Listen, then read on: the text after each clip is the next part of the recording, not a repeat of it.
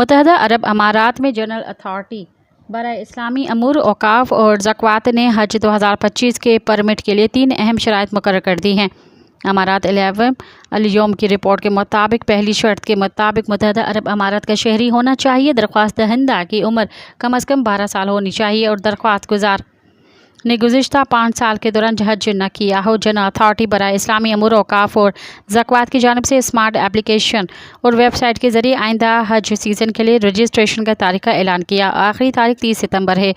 General authority نے برائے اسلامی امور اوقاف اور زکوٰۃ کی جانب سے جاری بیان میں کہا گیا ہے کہ حج اور عمرہ نظام سے متعلق 2018 میں کابینہ کی قرارداد نمبر 32 کے مطابق حج اجازت نامہ ترجیحی بنیاد پر انہیں دیا جائے گا جنہوں نے پہلے حج نہ کیا ہو۔ مزید خبرن ऐं तफ़सीलात लाइ विज़िट कयो असांजी वेबसाइट www.awamiNewsHD.com ऐं ॾिसंदा रहो अवामी न्यूज़ HD।